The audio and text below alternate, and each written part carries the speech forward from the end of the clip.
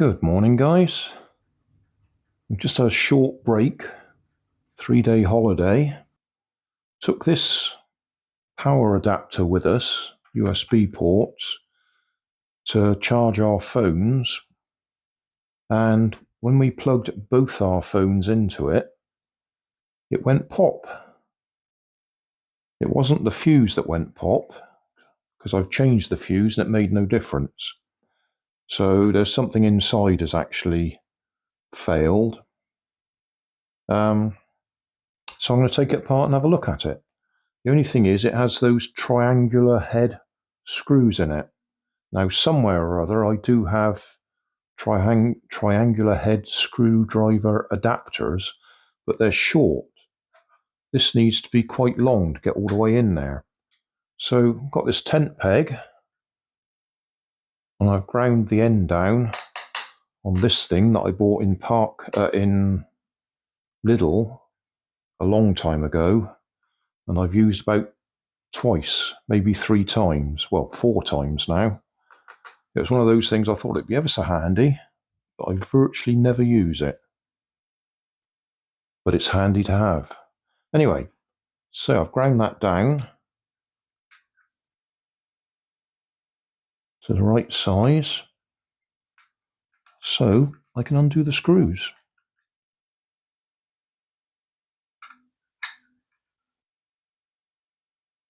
I don't expect it's terribly strong, and it'll probably round the edges off eventually, but it should be enough just to get these undone. I can't seem to line that one up. Why not? There we go.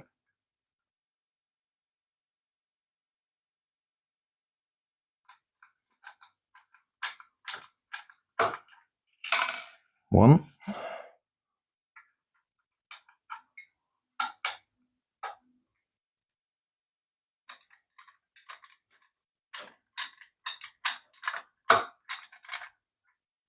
A bit more.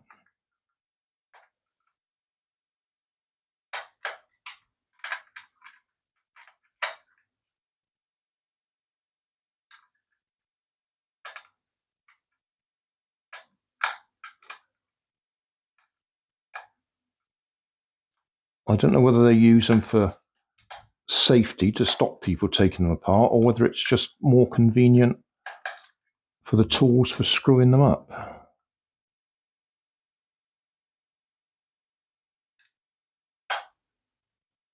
Oh, that one's been a pain.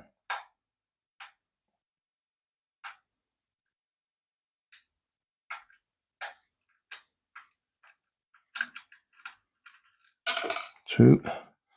Oh, and that one is coming out. Right, so, big reveal. Okay.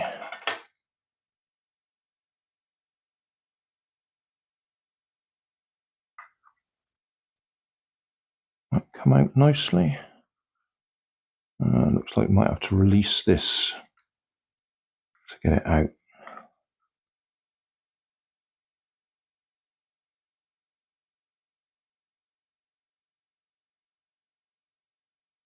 Okay, how are we going to release that?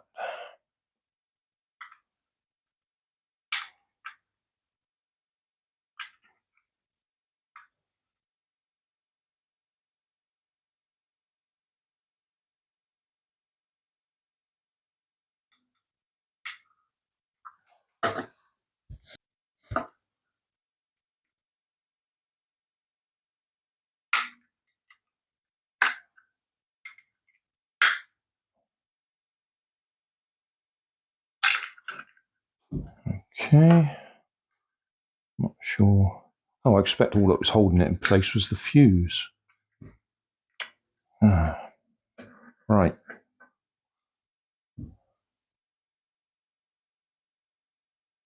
So what blue? Tracks on the back look okay.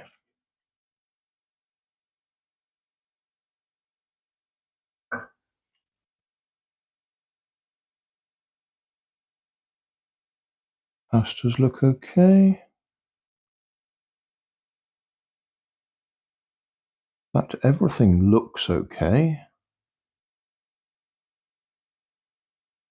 These here, I think they are designed to break down under load.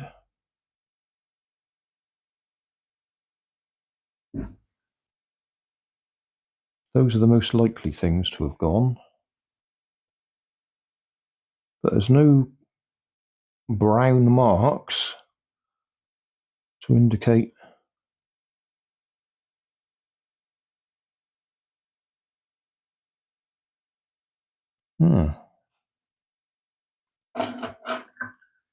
Well, that's interesting. Nothing obvious.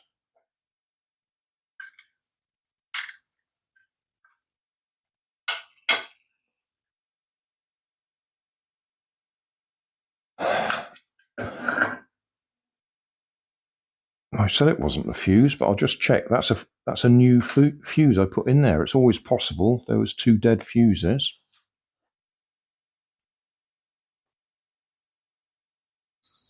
No, the fuse is okay.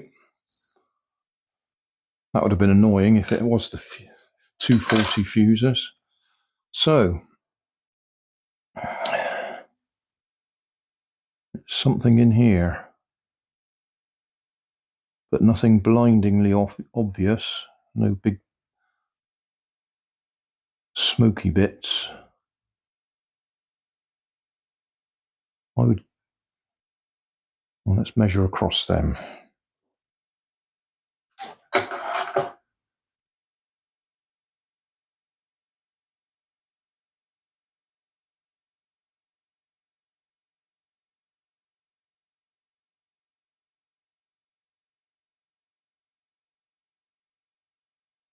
That one's open circuit.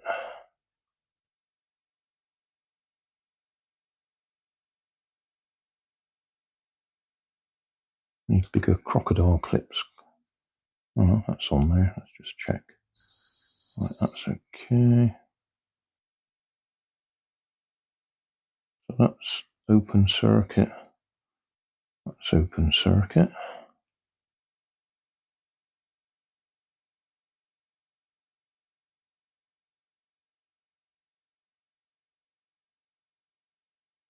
So there's absolutely nothing. Looks like it's died. Right, I've rigged it up very temporarily. Got that light plugged into it. So I'll switch the mains on. As you can see, the light is working. So the fuse is okay. But there should be a blue LED on that thing, and that's not on. So it is that circuit board. Just for reference, I was trying to figure out where that little piece came from, and it looks like it goes just there. But as soon as you try and tip it up, it falls off. So you have to put that on that way up to hold that in place while that goes on. I did wonder if that was an inline fuse. Yeah, if I go straight across it,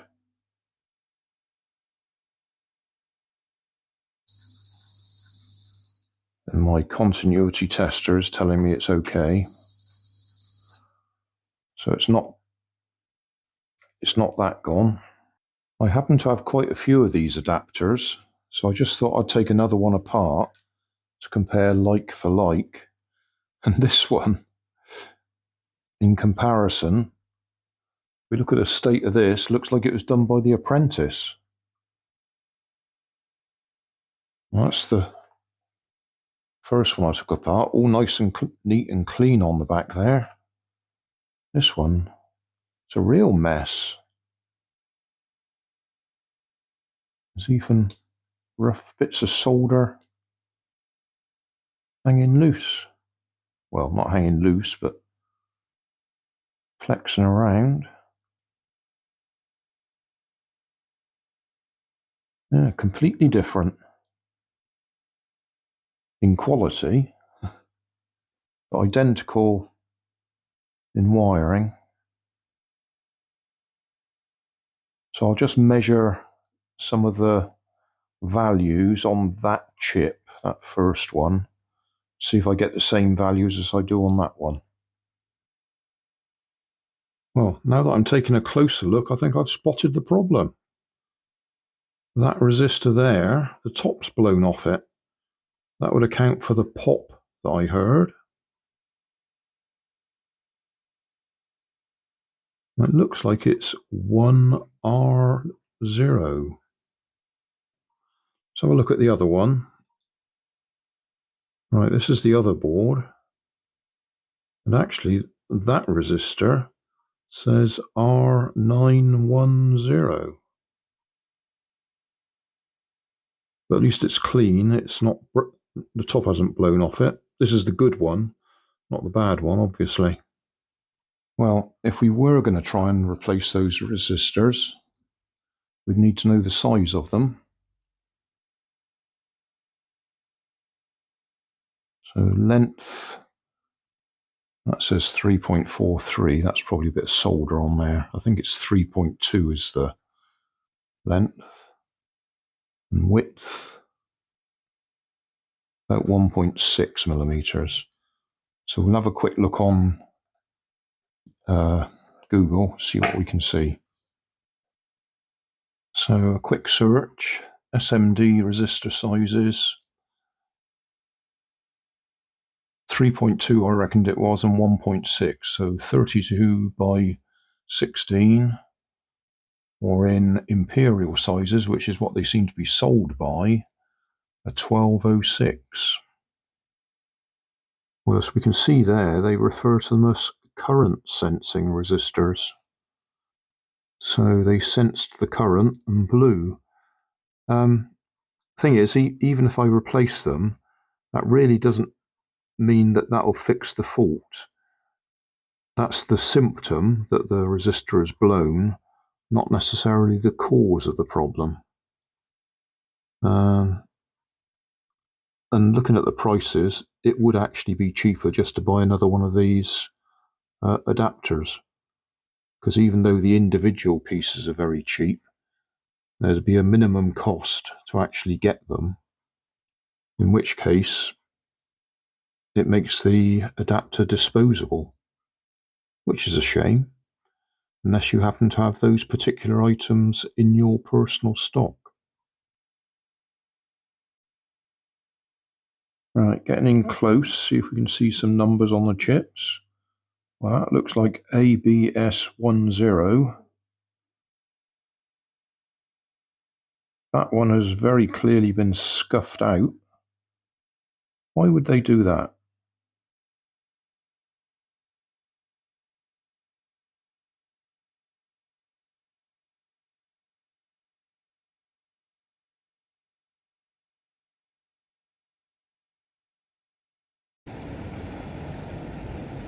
Thanks for watching.